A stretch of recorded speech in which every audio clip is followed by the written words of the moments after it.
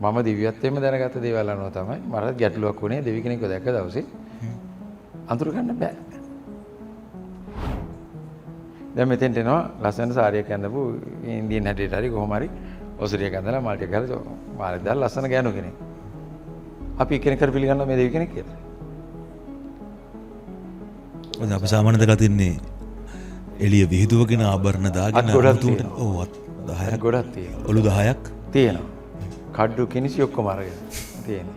දැන් එහෙම නැති වුණාම අපිට තේරුම් ගන්න බෑනේ මෙයා දෙවි කෙනෙක් කියලා. දෙවියන්ගෙන් දකින්න පුළුවන් හොඳම දේ අජ් ගන්නවත් ඔලු ගන්නවත් ආයුධ ගන්නවත් නෙමෙයි දිව්‍යත්වය. අපි ප්‍රියතම කෙනාගේ තත්ත්ව අපිට ආරෝපණය වෙනවානේ.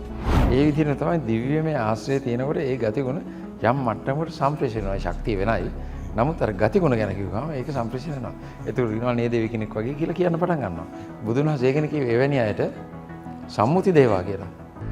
විශ්ව ශක්තිය ආධ්‍යාත්මික බලය නූතන විද්‍යාව සැකවුණු අභිරහස් විස්මිත අනාවරණ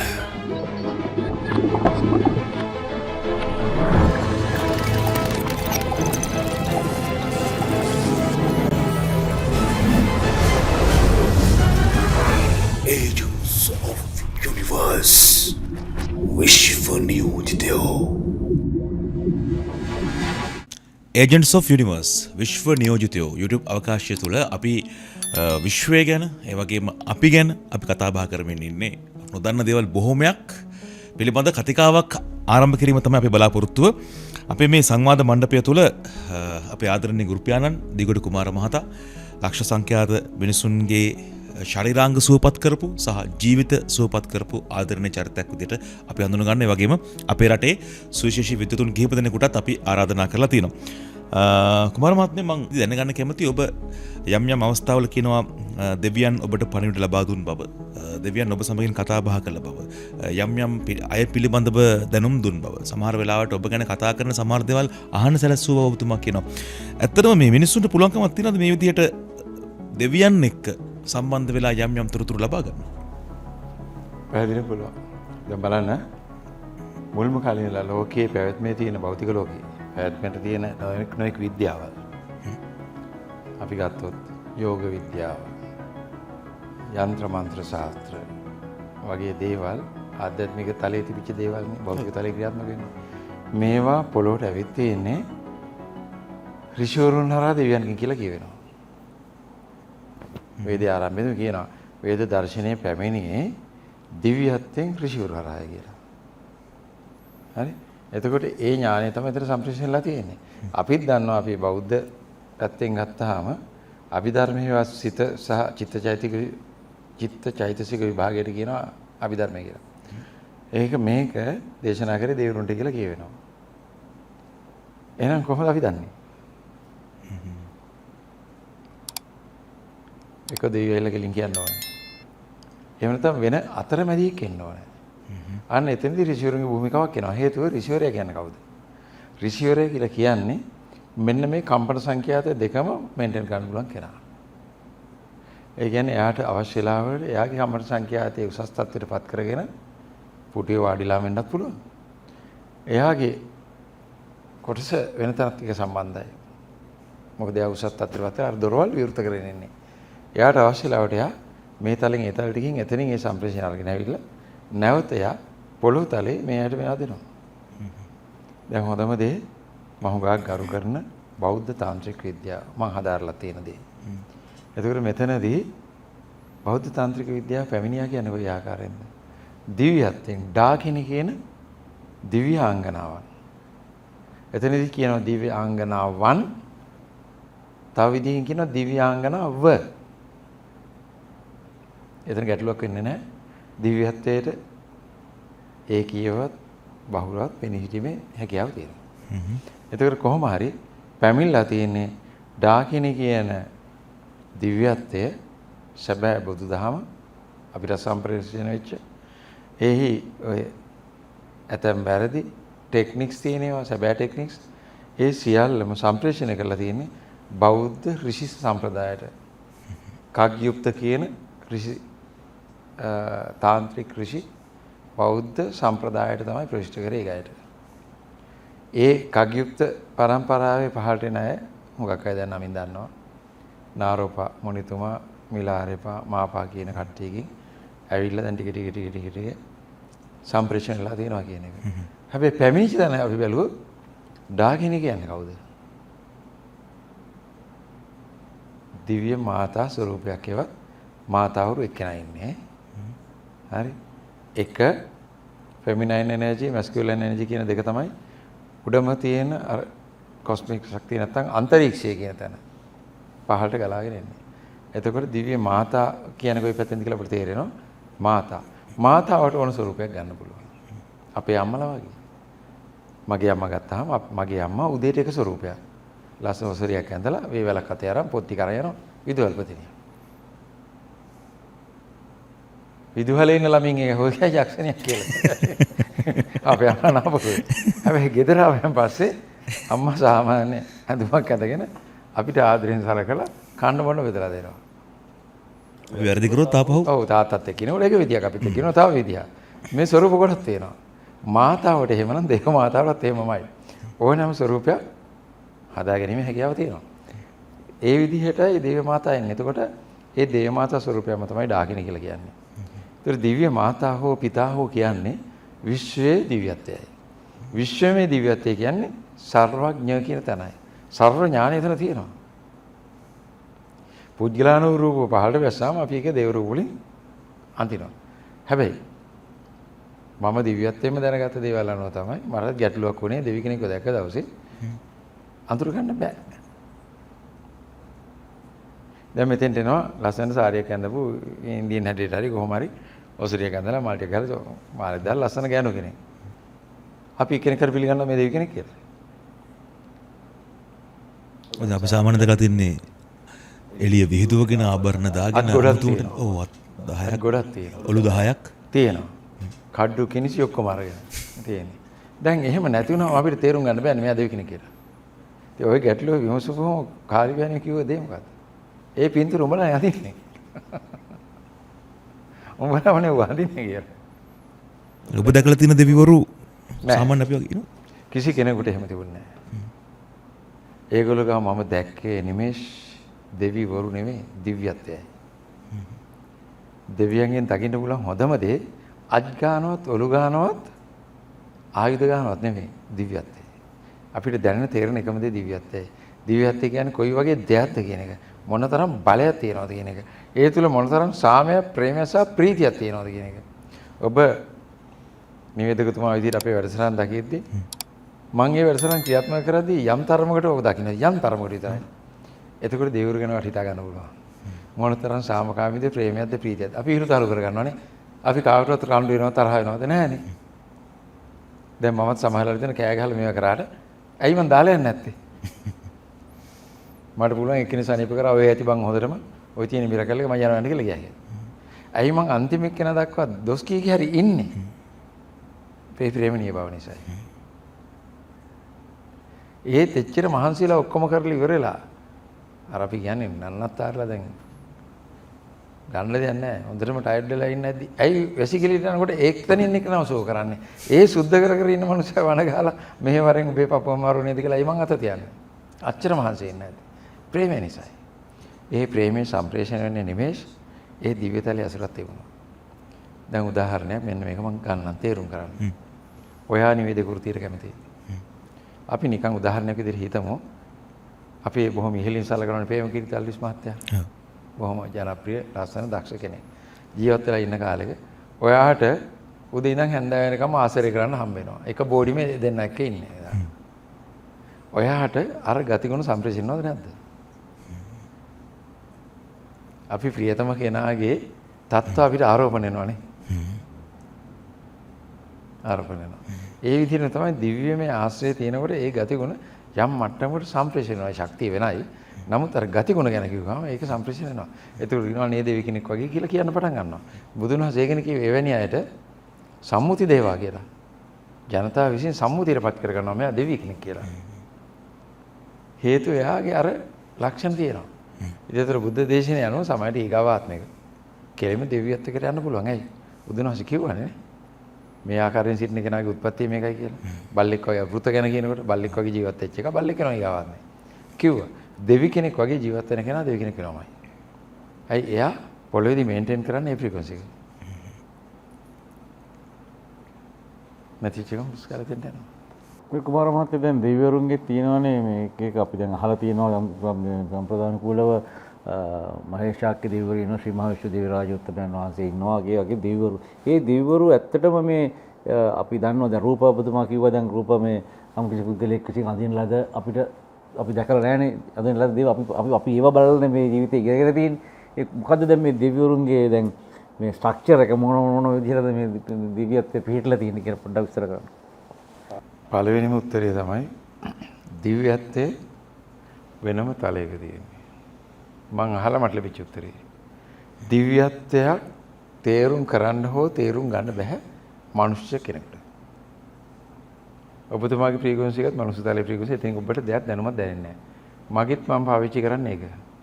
එතකොට මට වුණත් දැක්ක දේවල් තුලින් මට 100% මේක මෙහෙමයි කියලා කියන්න බැරි තැන් ගොඩක් තියෙනවා. සමහර දේවල් තියෙනවා හෙලි කරන්න එපා කියපු දේවල්. මට හෙලි කරපු දිව්‍යතල වල රහස් මෙතන සිට මෙන්න මේ දක්වා මට එහෙමයි කිව්වේ කොටස උඹ විසින් කිසි දවසක හෙලි නොකළ යුතුයි. හේතුව එයාගේ මනසට මේක ගෝචර වෙන්නේ නැහැ. මේවා පුතේ දේව රහස් කියලා කියන කොටස කියලා. එහෙමයි මට කිව්වේ. දේව රහස් කියන මේවා. දෙවියන් තුල ගැබ් වෙච්ච දිව්‍යමය රහස්. ඒව එකක්වත් මනුස්ස ලෝකෙට ප්‍රයෝජනක් නැහැ. මට දැනුවත් වීම සඳහා මට කියලා දීලා තියෙනවා. ඇරෙන්න කෙනෙකුට වැඩක් නැහැ. ඒකෙන් කෙනෙකුගේ සිත උසස් තත්ත්වයට ගන්න හැකියාවක් වෙන්නේ නැහැ. ඒ තත්ත්වයට ගත්ත කෙනාට තියෙන දේවල් විතරයි. ඒක නිසා කිව්ව වැඩක් නැහැ කියලා. වැඩක් තියෙන දේවල් ටික මට කියලා තියෙන මේවා කියලා දෙන්න කියලා. ඒ තත්ත්වෙට එන හැටි. ඒක හරියට අපි නිකන් කිව්වොත් දෙවි කෙනෙක් ගාව තියෙන අద్భుත ආයුධයක්. ඒක අద్భుත එකක්. ඒතර මට කියලා දීලා තියෙනවා කියමුකෝ මේක පාවිච්චි කරන්න හැටි. ඒතර මනුස්ස ලෝකේ කෙනෙකුට මම ඔක කිව්වට වැඩක් නැහැ. ඇත්තෙත් නැහැ දැකලත් නැහැ. ඒතකොට මම එයාට කියලා දෙන්න ඕනේ එතෙන්ට යන හැටි. ඕනනම් එයා විදිහ ගන්න එතෙන්ට යන හැටි කරයි. ඒකට අදාළ දේ තමයි මූලික දැනුම තියෙන්නේ. ඒ ටික තමයි අපි සාකච්ඡා කරේ කලින් වැඩසටහන් වල. ඒ තත්ත්වයට යන හැටි. වෙන දෙයක් නෙමෙයි. අර මහගමසේකර මහත්තයා කියනවා කවියේ දෙවි කෙනෙකු වීමේ පහසුම බග දෙවි කෙනෙකු යයි සිතාගන්මයි කියලා. දෙවි කෙනෙක් කියලා මං හිතාගත්තාම අපි පිහිට වෙන එකනේ කරන්නේ. නේද? නිකන් වැරද්දක් කරන්නේ නැහැ නිකන්. එයා දෙවි කෙනෙක්. බොහොම පිරිසුදු පාරිශුද්ධ ජීවිතයක් ගත කරනවා. දෙවි කෙනෙක් කියනවද නැද්ද? එතන හොඳට බුද්ධ ධර්ම දාන කෙනා. ඒ කෙනෙක් කිව්වේ. ඒක තමයි එතන තියෙන දේ. අපිට දෙවිවරුන්ගෙන් ගන්න තියෙන එකම දේ දෙව පැවැත්ම. මම ගත්ත දේ ඒකයි. ශක්ති බල ඒව වෙනයි. නමුත් මම එතනින් ගත්ත දේ මගේ ජීවිතේට ගත්ත දේ අනිත් අය වෙනුවෙන් මට බල ශක්තිය තියෙනවා ඒක හරි. නමුත් ඒ ඔක්කොටම වඩා වැදගත්ම දේ මගේ ජීවිතේට ලැබිච්ච දිව්‍යමය ශක්තිය තියෙන එක නොකේව තියෙනවනේ අපිට නේ. ඒක හොඳ කරන්න දේවල් පේනවා කරනවා ඔය කතන්දර ගොඩක් තියෙනවා. ඒ ඔක්කොටම වැඩි මට වටිනාම මම කැමතිම දේ ඒ බල නෙවෙයි. ඒ ජීවිතේ. ඒ ජීවිතේට මම කැමති ඒගොල්ලෝ ගාව තියෙන ජීවිතේ. ඒක හරිම සරලයි. කිසිම කලබලයකින් තොරයි. ඒ තත්ත්වයටපත් වෙන්න කලින් මං අර කලබලකාරී පුජ්‍යලෙක්. මට හුඟක් අය දොස් කියලා තියෙනවා. ක්ෂණික තීරණ ගන්නවා කලබලයි. හැමදේටම කලබලයි. ඕක කියලා තියෙනවා. මගේ ජීවිතෙත් මම කරපු රැකියාවල් ඉගෙන ගත්ත දේවල් කරාට වගේ ඕවා දාලා ඔය ගුරුවරු වෙලා උගන්වනියා. එතකොට තියෙන ක්ෂණික තීන්දුව. කලබලයි. ගැහුවා. ඉතින් හරි බැන්න කලබලයි. මට දැන් ටට්ටක් ගාලා ඕනේ ඔක්කොම දේවල්. මේ තුල ජය පරාජය දෙකම තිබුණා. නමුත් මං අරගොල්ලන්ගේ ආශ්‍රයයට ඍෂිවරුන්ගේ ආශ්‍රය පළවෙනිය. ඒගොල්ලෝ දෙවියන්ට මුඛ සමීපයි කියලා දැන් මට දැනෙනවා. ඒගොල්ලන් තුල අපි ආශ්‍රය කරාම අපි උත්සාහ කරේ ඒගොල්ලෝ වගේ වෙන්න. ඒක හැමෝටම තිබුණා. දිව්‍යතර ගියන් පස්සේ ඒගොල්ලෝ වගේ වෙන්න. ඒක ටික කමාරු වැඩක්. අපිට පුළුවන් ඒගොල්ලන්ගේ පැවැත්ම අපි තුල ඇති කරගන්න විතරයි. ඒ විදිහට ඉන්න try කරන්න පුළුවන්. ඒක තමයි මම ලබාගත් ලොකුම දේ. ඍෂිවරුන්ගේ ඇසුරේ ඉන්නකොට අපිට ඒ වගේ වෙන්න ඕනකම තිබුණා. රැවුල් දාන්න ඕන. ඉතින් රැවුල් වෙන්නේ නැහැ කාලේ. ඒවා රැවුල් ඕනේ. කොන්නේ. ඊළඟට තවත් ඍෂි කෙනෙක් අපිට ආශ්‍රයයට ලැබුණා. අපිට උගන්වන්න ආපු කෙනෙක්. එයා හුඟක් ලස්සන කෙනෙක්. තරුණ විදේශිකයෙක් කෙනෙක් ඉන්දියාවට ගිහිල්ලා කෘෂි තත්ත්වයටපත් වෙලා බොහොම ඉහළ ඉන්න කෙනෙක්. එතකොට ඉහළ තත්ත්වයක් එයාගේ පේන්නේ නැහැ. හරි සරලයි ලස්සනයි සුදු ඇඳලා දැන් මේ ඇඳුම මම පාවිච්චි කරන්නේ එයාගේ ඇඳුම. එතකොට පරිවාර වැඩ කරන්න මාත් තව නයිජීරියානු අපේ සහෝදරයෙකු තමයි හම්බුනේ. මේ කියන්නේ මේ දේවල් වලට. අපිට ඒක ලොකු නිදානයක් වගේ මේ තනතුර. මෙයාගේ ආසරෙන් එක. ඇයි අපි වැඩි හරිය 100%ම කැමති මහරියතුමාට හරි කැමති එයාට. ඒ පැවැත්ම තුළ. ඉතින් එයා කරන දේවල් තුළ අපි අර ලස්සනයි. බොහොම සංසුන් භාවනා ක්‍රම ගන්නවා. ඒ නිසා අපි කැමති භාවනා ක්‍රම ගන්නවා. කියන්නේ නොයි ඉගෙනීම් කටයුතු කරනවා. මෙයා වෙනුවෙන් කරනවා. අපිට මොන ගැවුණා. වැඩේ කියන්නේ හැමෝම හිතන් හිටියේ ඩ්‍රයිවර්. මත කාර් එක පරණ කාර් එක එහෙම එලවන්න මෙයා. ඊළඟට කඩේ යනවාද කියලා අපි කියන්නේ. එතුමාගේ මහරිෂිතුමාගේ කඩේ යනවාද කියන්නේ පොඩි පොඩි දේවල් කරලා දෙන්නේ. අර කන්තර ගිහින් අර කරන් එන්නේ මේකට නම් ඒව තමයි කරන්නේ. ආවතේ වැඩේ තමයි කරන්නේ. එතකොට මෙයාව යොදලා තියෙන මොන වැඩේටද කියලා අපි පස්සේ දැනගත්තා. මෙයාගේ ඉගැන්වීම අපේ පන්ති වලට නෙමෙයි තියෙන්නේ අපිට නෙමෙයි. බැලුවාම එයාව යොදලා තියෙන්නේ ෆ්ලයින් ස්ටේජ් එකේ මෙඩිටේෂන් උගන්වන්න. මේ අහසින් යනකොට මේ ආවතේව කරන්නේ. මේ නොපෙනී තරම් බලශක්තියක් තියෙන කෙනෙක් තමයි මේ ඉන්නේ. ඉහළම දේවල් ටික උගන්වන්න යොදා ගන්න කෙනා මේ.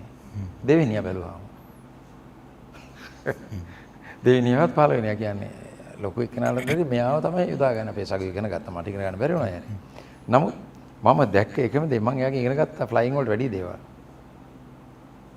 නිසල්මන්කම. අපිට එච්චර නිශ්චල වෙන්න බෑ නෙමෙයි.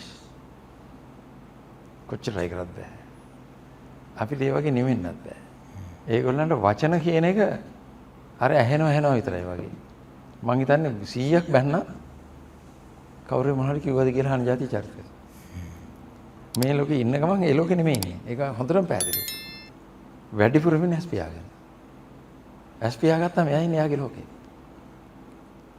ඇස් අරගෙන හිටියා අපි කවදාවත් දැකලා නැහැ දෙයක් ගැන ප්‍රශ්න කරනවා. කැමති මේ මොනවෙන්ද හැදි කවදාවත් ඇහිලා නැහැ. යාට ඒක නැහැ ගෝචර. මේක මොකද්ද? ආරක මොකද්ද? කිසි දවසක දැකලා නැහැ. ඒ ගැටලුවක් නැහැ. ගැටලු වලින් ඔබ ඉන්නේ. ඍෂි කෙනෙක් කියන්නේ ගැටලු වලින් ඔබ ඉන්නේ. පණිවිඩ සම්ප්‍රේෂණ කරනවා විතරයි. අනිත් එක ඒ ප්‍රීතිය අපිට ඇති කරගන්න තාමත් බෑ. ඒක අර විහිළුතාලු කරලා ඇති කරන ප්‍රීතිය නෙමෙයි. වෙනම සතුටක් තුළ එයාගේ ජීවිතයත් තුළ හරි අපූර්ව වින්දනයක් ලබනවා. මරණය කියන එක එයාගෙන් තොරයි. ඊටත් ඔබෙන් ගියා දෙවිවරු කියන්නේ. ඒගොල්ලෝ තේරුම් ගන්න බෑ. එකම දේ නිෂ්කලංක භාවය, නිහඬ භාවය අපිට ඇති කරගන්න බෑ. දිව්‍යතලය කියන්නේ පුදුමාකාර නිශ්චල තැනක්. නිහඬ තැනක්. පුදුම නිහඬ භාවයක් තියෙන තැනක්.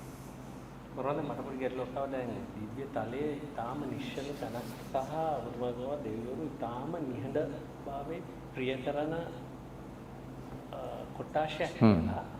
ඔවුන් එතකොට ඔය සද්ද පද්ද යම් යම් ഘോഷාවන් තියෙන තැන් වලින් ඈත් වෙනවා.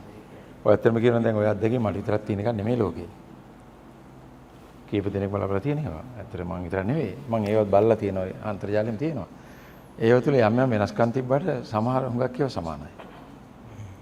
මොකද රූපයකින් කෙනෙක් බැවෙන්නේ එයාගේ සිතුවිල්ල සහ ඒ දිව්‍යාත්මේ දෙකම සම්බන්ධ වෙලායි. මගේ ඉදිරියට දෙවි කෙනෙක් කෙන රූපෙන් නෙමෙයි ඔබතුමා ඉදිරියට එන්නේ. ඔබතුමාගේ සිතේ තියෙන රූපය සමගයි. ඒ රූපෙම වන්නේ. ඒගොල්ලෝ රූපයක් නැති අය. ඒගොල්ලෝ කියන්නේ රූපයක් අපිට පේන්නේ නැහැ. පේන රූපයම වගෙන යන්නේ. මම මේක දැක්කා. ඒ රූප අපේ ඇහැට ගෝචර වෙන්නේ නැහැ. ඒ භූමිය සම්පූර්ණ හිස් තැනක්. යම් යම් ද්‍රව්‍ය තියෙන තැන. මගෙත් එක කවුරු හරි සම්බන්ධ වෙන්න ඕන විතරයි ඉන්නේ ඒලාවට. ඇවිද කට්ටිය වෙන වැඩ කරගෙන බෝල් කවුරුවත් නැහැ. ගොඩනැගිලි තිබුණාද? ගොඩනැගිලි තිබුණා. ඒ ඇතුළේ කවුරුත් නැහැ.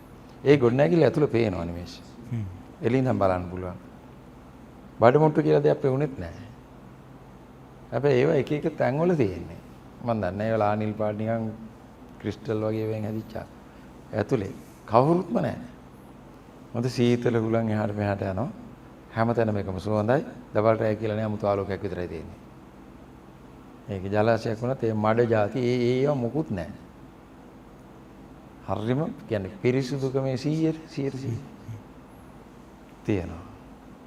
එකම මල්ලන් තියෙනවා. මල් සුවඳ වල මේවා තියෙනවා භෞතික ලෝකෙ වගේම. හැබැයි හැම එකම වෙනස්. දැන් අපේ වගේ පරවෙන මල් නැහැ. ඒව නැහැ. සාමාන්‍ය කියන්නේ හොඳ ප්‍රාණවත් කියලා දිය භූමියේ මේ වගේ නැහැ. මොකද මැරිච්ච ගස් කොළනුත් නැහැ. ඒව මොකුත් නැහැ. සදාකාලෙම හොඳටම සුපිරිම ටික තියෙන තැන. ඉතින් ඒගොල්ලන් මම දැක්කදී මම දෙන්න තුන් දෙනා එකට දැකලා තියෙනවා අපිත් එක්ක සම්බන්ධ වෙලා තියෙනවා මම ඒගොල්ලන් නම් ගන්නන්නේ නැහැ. හැබැයි ඒ සාමූහික බව ඒ නිශ්චල තියෙන එකමුතු බව සාමකාමී බව අපි ගාව නැහැ. කිසිම මතභේදයක් නැහැ. ඒ දිව්‍යාංගනාව කියන්නේ කාන්තා ස්වරූපයක් මම හිතේ ගනුදෙනු කරලා තියෙනවා. නම් මොන හේතුවකද මම හිතන්නේ මගේ භාෂාව පිළිබඳ මොකක් හරි ප්‍රශ්නයක් වෙන දේ කතා කරලා නැහැ කවදාකවත් මගෙත් එක්ක. එයා මට යම් දේවල් උගන්වන්න තිබුණේ ඔය ස්පිරිචුවල් සර්ජරි වගේ දේවල් ටික ගැඹුරු දේවල්. මේ ප්‍රැක්ටිකල් පැත්තද? ප්‍රැක්ටිකල් පැත්ත ඒවා එයා අතින් පයින් භාෂාවේ. එහෙම ඒ භාෂාවෙන් තමයි කියලා දුන්නේ. නමුත් අපේ භාෂාව පුළුවන් අය හිටියා. අන්න ඉතින් ඒ වගේ අත්දැකීම් තියෙනවා.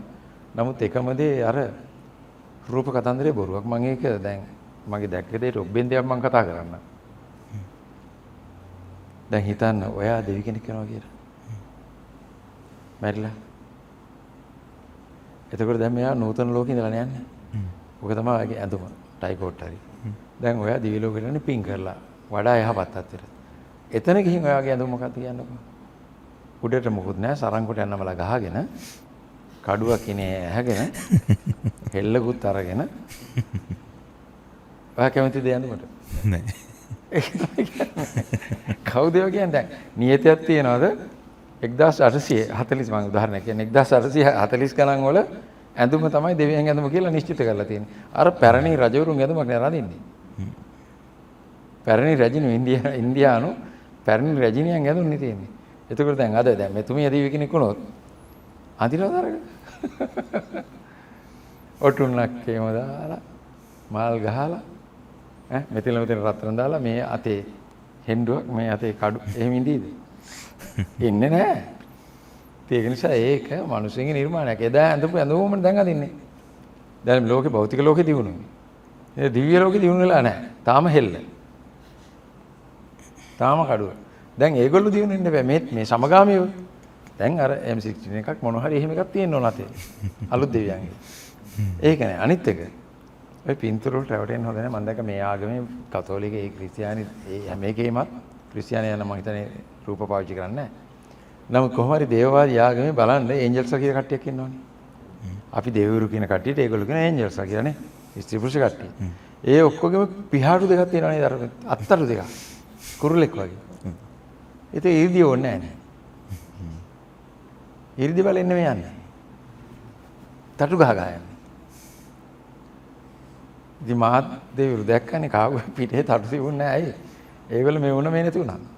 මෙන්න ආයින මෙන්න ආයින අන්න එහෙම නිකන් ඒක අපිට විස්තර කරන්න බැරි තේරුම් කරන්න බැරි ඉංගියක් විතරක් දෙන්න පුළුවන් අවස්ථාවල්. මම දන්නේ ඒක මොකක්ද වෙන්නේ කියන එක.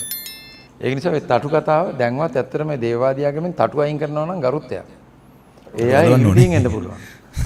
තටු ගගා යන්නේ. මම දැක්කා යේසුස් වහන්සේට තටු ඇඳලා තියෙනවා. උන්වහන්සේ පොළේ දැන් ක්‍රියාත්මකයි තටු නැතුව.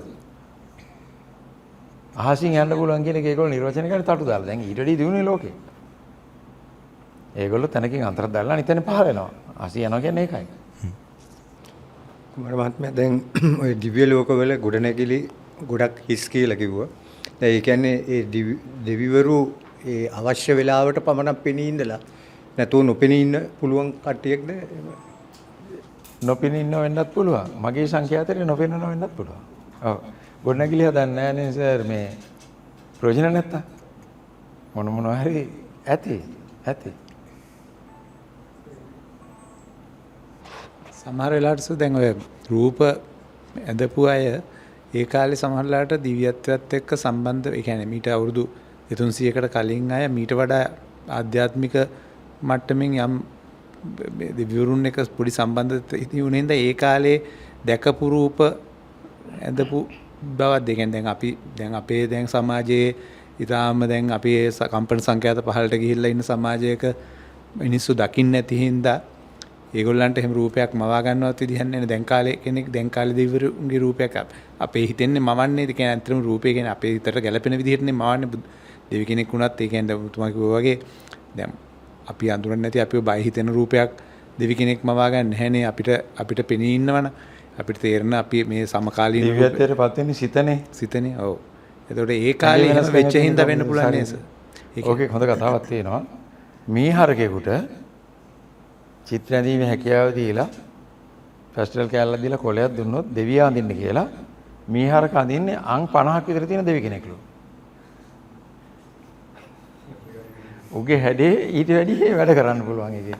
ඒ වගේ තමයි චිත්ත දේව රූපයේ නිර්මාණය වුණේ. ඒ මිනිසුන්ට ඕන වුණා රජුලවන්ට වැඩි බලවන්තයෙක්. දෙවි ලොක්ෙක්නේ.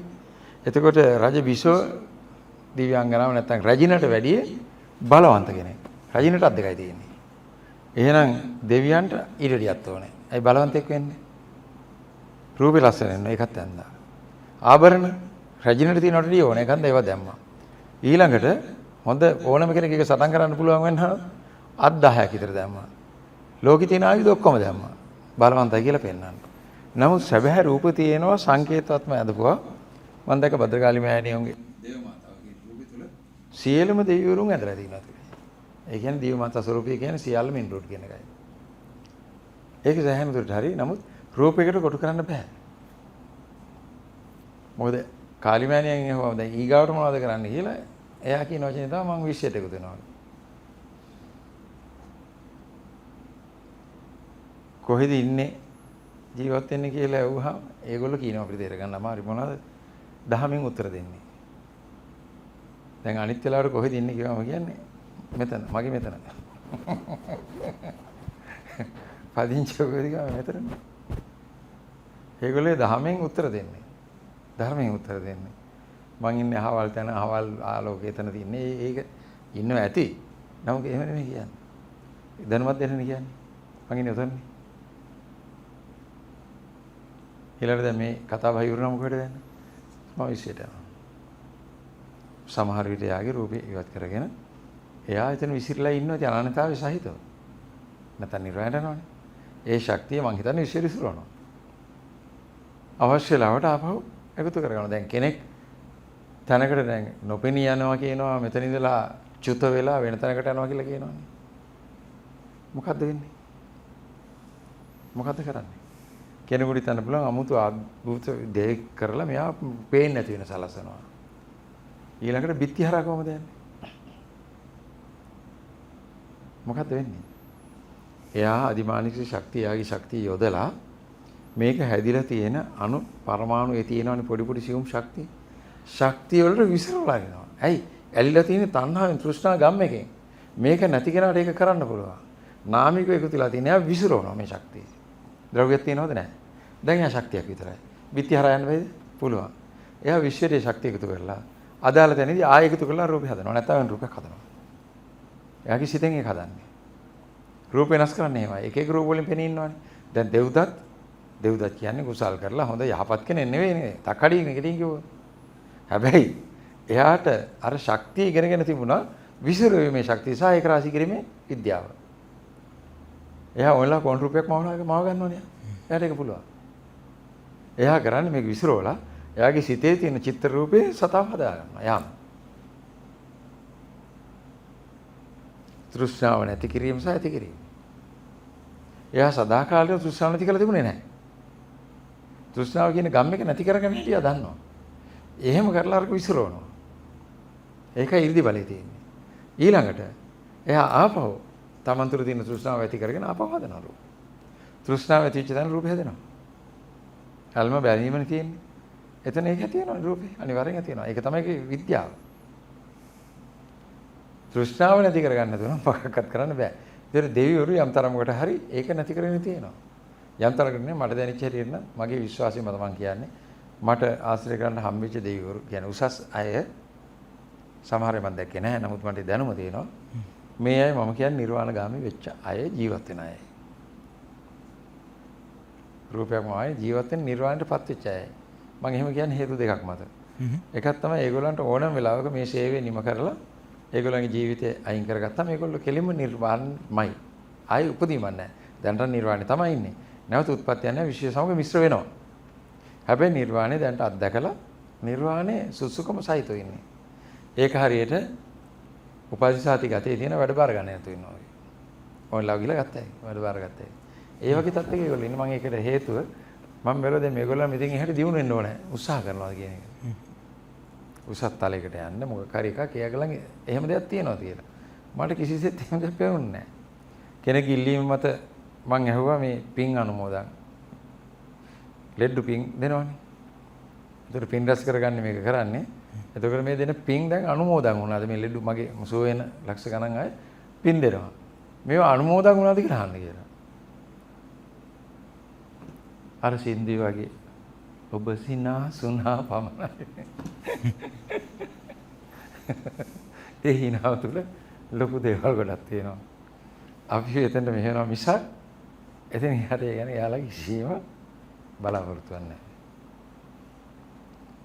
එකපාරක කිව්වා ඔක ඇහුවාම තියනවා කියලා. ගොඩ ගහලා. දීපු පින් ගොඩ ගහලා තියෙනවා. පින්නේ නැහැ කියලා කියන්නේ. ඒගොල්ලන්ගේ අදාළත්වයක් නැහැ. මොකද හේතුව ඒගොල්ලෝ එතන බලාපොරොත්තුව සහිතව දෙයක් කරනවා. ආත්මාර්ථය තකා බලාපොරොත්තුවක් කියන්නේ අපේක්ෂාවක්. හිතනවාද උපේක්ෂාවටපත් වෙලා එතනින් ඉහළට යන්න කෙනෙක් ආයේ අපේක්ෂාව බදාගෙන කියලා. නැහැ. මම දැක්ක දෙයක් ඒකයි. කුසල් රැස් වෙන කතාව මට කියලා තියෙනවා අවු හොඳයි මේක කරන්න කියලා. නමුත් ඒගොල්ලන්ට ඒක කිසිම අවශ්‍යතාවයක් නැති තී තමයි වෙන්නේ. අපි යොදවනවා මෙතනින් උඩට ගන්න කියන එකයි මට දැනුනේ. තේරිච්ච දේ. ඒතර මෙතන අපේ ඔය ජනප්‍රවාදයේ තියෙන ඒවා අපි දැනගත කතන්දර සහ සැබෑ කතාව අතර ලොකු පරස්පර විරෝධයක් තියෙනවා.